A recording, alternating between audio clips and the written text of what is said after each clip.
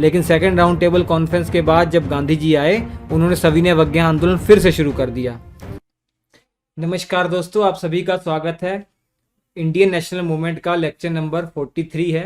मैं आपको बता दूं, कई बच्चे कंफ्यूज हो रहे हैं। देखिए, एक फोल्डर है मॉडर्न हिस्ट्री कंप्लीट कोर्स या कंप्लीट मॉडर्न हिस्ट्री कोर्स नाम का फोल्डर होगा। वीडियो डिस्क्रिप्शन में लिंक दे दूंगा, वहाँ पे आप जाएंगे ना, तो पहले आप 32 लेक्चर मॉडर्न हिस्ट्री के पढ़ेंगे। उसके बाद इंडियन नेशनल मूवमेंट का जो पोर्शन है, जो कोर्स है, ये अलग डिजाइन किया, उसी के नीचे है। ठीक है, तो इंडियन नेशनल मूवमेंट में लेक्चर नंबर 43 आज हम डिस्कस करने वाले हैं, थर्ड राउंड टेबल कॉन्फ्रेंस। अगर पहली बार वीडियो में आए हैं तो मैं आपको बता दूं इसका बैकग्राउंड क्या है। थर्ड राउंड टेबल कॉन्फ्रेंस का बैकग्राउंड आपको पता ही है कि साइमन कमीशन रिपोर्ट मई 1930 में पब्लिश हुई थी। साइमन कमीशन भारत आया था, उन्होंने भारत का सर्वे करने के बाद, समीक्षा करने के बाद अपनी एक रिपोर्ट प्रस्तुत की मई 1930 में। उसी रिपोर्ट पर डिस्कस करने के लिए लंदन के अंदर राउंड टेबल कॉन्फ्रेंस बुलाई गई थी। ये 3 सत्र में हुआ था। First round table conference, second round table conference, third round table conference. First round table conference ये आपका 1930 में हुआ था। ये 1930 के लास्ट में शुरू हुआ था, जनवरी 1931 तक ये चला था। और first round table conference flop हो गया था। इसमें कांग्रेस ने पार्टिसिपेट ही नहीं किया था। मैंने पहले ही बता दिया आपको क्या खूब मजाक उड़ाया था हमारे जो भारत के पहले राष्ट्रपति राजेंद्र प्रसाद जी ने। उन्होंने कहा कि भैया ये ऐसी बारात लंदन गई है जिसमें दूल्हा ही नहीं गया। उसके बाद पूरा प्रेशर भारत के वायसराय लॉर्ड इरविन के ऊपर आया कि भैया किसी भी तरीके से कांग्रेस को कन्विंस करो और सेकेंड राउंड टेबल कॉन्फ्रेंस में उनको आने के लिए कहो।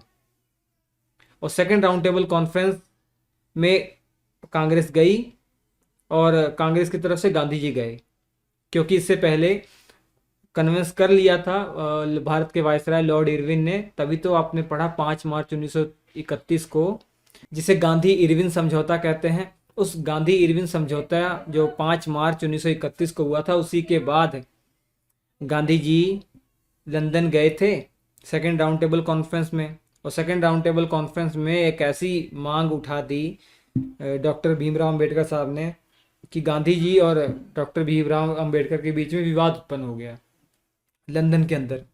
और मांग ये थी, डॉक्टर भीमराव अंबेडकर साहब ने कहा कि जो हमारा दलित वर्ग है उसको आप अल्पसंख्यक घोषित कीजिए, अल्पसंख्यक घोषित कीजिए। इसके अलावा हमारे लिए जो सेपरेट इलेक्टोरेट सिस्टम है ना, वो हमारे लिए भी लाइए।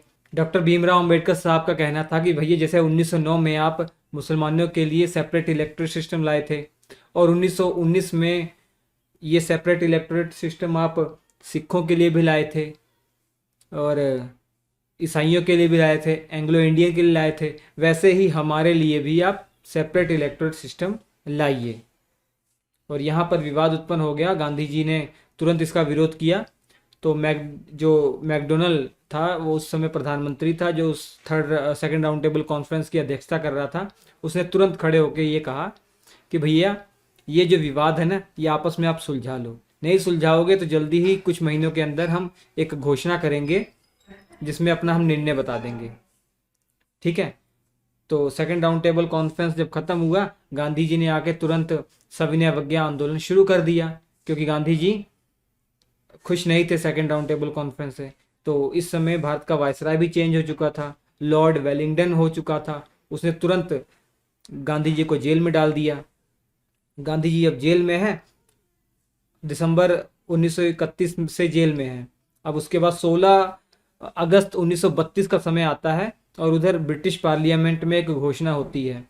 उस समय जो प्रधानमंत्री मैकडोनल्ड के द्वारा वो घोषणा करते हैं कि भैया, उस घोषणा को पता क्या कहा जाता है? उस घोषणा को मैकडोनल्ड अवार्ड कहा जाता है, या एक सबसे ज़्यादा नाम प्रचलित है कम्युनल अवार्ड, सांप्रदायिक अवार्ड या सांप्रदायिक पंचाट भी उसे कहा जाता है। 16 अगस्त की वो घोषणा 1932 में, उस घोषणा में दलित समुदाय को अल्पसंख्यक घोषित कर दिया गया और दलित समुदाय के लिए सेपरेट इलेक्टोरेट सिस्टम ला दिया गया। 16 अगस्त 1932 को जब कम्युनल अवार्ड की घोषणा हुई, गांधी जी उस समय जेल में ही थे। गांधी जी ने जब ये सुना तो उनके पैरों तले ज़मीन खिसक गई। तो उन्होंने तुरंत वार्निंग दी अंग्रेज़ों को। उन्होंने 2 दिन बाद, मतलब 18 अगस्त 1932 को उन्होंने चिट्ठी लिखी रैमजे मैकडोनल्ड को और कहा कि भैया तुरंत प्रभाव से आप जो कम्युनल अवार्ड में घोषणा की गई है ना, ये आप रोक दीजिए। आप हमारे हिंदू धर्म के अंदर विभाजन नहीं कर सकते हैं। आपको हमने 1905 से ही देखा हुआ है कि आप फूट डालो राज करो की नीति के तहत हमारे धर्म का पहले आपने लड़ाई करवा दी और हमारे धर्म के अंदर भी आप जात पात के नाम पर भी लड़ाई करवाना चाह रहे हैं। तो लेकिन कोई पॉजिटिव रिस्पॉन्स नहीं आया अंग्रेजों का। इस कारण से 20 सितंबर का वो दिन है भैया, 20 सितंबर 1932 को जेल से ही गांधी जी ने आमरण अनशन पर बैठ गए थे। उसके बाद देखा आपने कि 24 सितंबर 1932 को मजबूर होना पड़ा बाबा साहब अम्बेडकर को गांधी जी के साथ एक समझौता करना पड़ा, जिसे पूना पैक्ट कहते हैं। तो वो आपने पढ़ लिया। पूना पैक्ट के बाद थर्ड राउंड टेबल कॉन्फ्रेंस आपको पढ़ना है। देखिए स्क्रीन पर आपके आ रहा है थर्ड राउंड टेबल कॉन्फ्रेंस, ये आपको पढ़ना है। Third round table conference, pen कहाँ है? थर्ड राउंड टेबल कॉन्फ्रेंस देखिए 17 नवंबर 1932 से 24 दिसंबर 1932 तक ये चली थी। ये डेट नहीं याद रखनी है, बस दिमाग में रखिए कि भैया फर्स्ट राउंड टेबल कॉन्फ्रेंस 1930 और 1931 तक चली थी, 1931 की शुरुआत तक, और 1931 में सेकेंड राउंड टेबल कॉन्फ्रेंस और 1932 में थर्ड राउंड टेबल कॉन्फ्रेंस। तो फर्स्ट सेकेंड थर्ड ये तीनों राउंड टेबल कॉन्फ्रेंस को टाइम कहाँ से कहाँ तक लगा? 1930 से 1932 तक लगा, ठीक। और थर्ड राउंड टेबल कॉन्फ्रेंस में के समय भारत का वायसराय कौन था? लॉर्ड वेलिंगटन था। और भारत सचिव कौन थे? सैमुअल होर थे। ये आपको याद रखना भारत सचिव कौन थे। इसके अलावा बहुत कम प्रतिनिधियों ने यहाँ पार्टिसिपेट किया और जितने भी यहाँ पार्टिसिपेट आए थे ज़्यादा से ज़्यादा, आधे से ज़्यादा पता कौन थे? जो रियासतों के प्रतिनिधि थे वो यहाँ पर ज़्यादा से ज़्यादा शामिल थे। कांग्रेस ने तो यहाँ पार्टिसिपेट किया ही नहीं, कांग्रेस ने बहिष्कार किया। पता क्यों? गांधी जी पहली बात जेल में थे और बड़े बड़े लीडर कांग्रेस के वो भी जेल में थे, तो इसने कांग्रेस ने कोई इंटरेस्ट दिखाया नहीं। और वैसे भी अंग्रेजों ने भी कोई इंटरेस्ट नहीं दिखाया उनको बुलाने का। अंग्रेज भी उनसे नाराज थे क्योंकि लॉर्ड इरविन समझौते के तहत ये क्या हुआ था कि भैया गांधी जी सविनय अवज्ञा आंदोलन रोक देंगे, लेकिन सेकेंड राउंड टेबल कॉन्फ्रेंस के बाद जब गांधी जी आए उन्होंने सविनय अवज्ञा आंदोलन फिर से शुरू कर दिया। तो इस कारण से अंग्रेज भी चाह रहे थे कि थर्ड राउंड टेबल कॉन्फ्रेंस के अंदर कांग्रेस ना ही आए तब भी अच्छा है। उसके अलावा डिप्रेस्ड क्लास को रिप्रेजेंट कर रहे थे डॉक्टर भीमराव अंबेडकर साहब। तो डॉक्टर भीमराव अंबेडकर साहब के बारे में सबसे महत्वपूर्ण चीज़ आपको याद रखनी है, अनगिनत बार परीक्षा में पूछा जा चुका है कि ऐसे कौन व्यक्ति थे जो तीनों राउंड टेबल कॉन्फ्रेंस में शामिल थे। तो डॉक्टर भीमराव अंबेडकर ये राइट आंसर हो जाएगा, ठीक है। इसके अलावा एक और लोग थे तेज बहादुर सप्रू, हालांकि आज तक किसी भी परीक्षा में उनके बारे में नहीं पूछा गया है। जितने भी प्रश्न आए हैं डॉक्टर भीमराव अंबेडकर साहब के बारे में ही आए हुए हैं। तो तेज बहादुर सप्रू के बारे में नहीं पूछा गया है। तो तेज बहादुर सप्रू भी ऐसे व्यक्ति थे जो तीनों राउंड टेबल कॉन्फ्रेंस में उपस्थित थे, नोट कर लीजिएगा।